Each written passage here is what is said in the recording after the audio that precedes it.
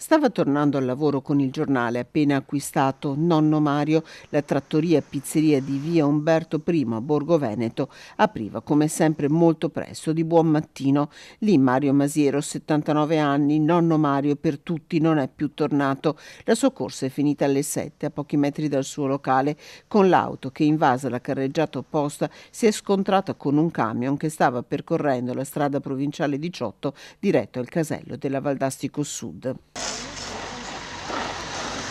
Ha provato di tutto il camionista per evitare l'auto. Sceso dal mezzo è stato proprio lui, un cinquantenne residente in provincia di Vicenza, a lanciare l'allarme e chiamare i soccorsi, rivelatisi purtroppo inutili. C'è un mazzo di fiori adesso lungo la strada, dove per ora hanno lavorato i carabinieri che stanno conducendo le indagini e stanno cercando di ricostruire l'esatta dinamica dell'incidente. Grande il dolore a Borgo Veneto, dove Mario Masiero era molto conosciuto e stimato. Nonno Mario era veramente una bella persona e molto conosciuta, una persona cordiale, aveva una parola per tutti, quando ti accoglieva nel suo locale era sempre con un sorriso, con una battuta, ti faceva sentire bene e sono per noi punti fondamentali nelle nostre località avere queste persone che gestiscono appunto locali pubblici. Nonno Mario era un vulcano.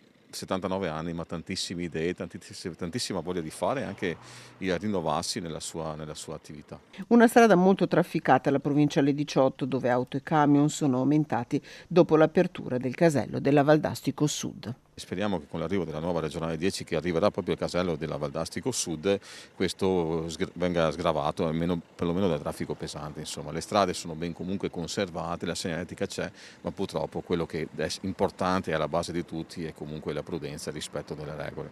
In questo caso non sappiamo bene cosa possa essere successo, magari non lo so, qualcosa che comunque andremo a capire più avanti, i carabinieri ci stanno lavorando.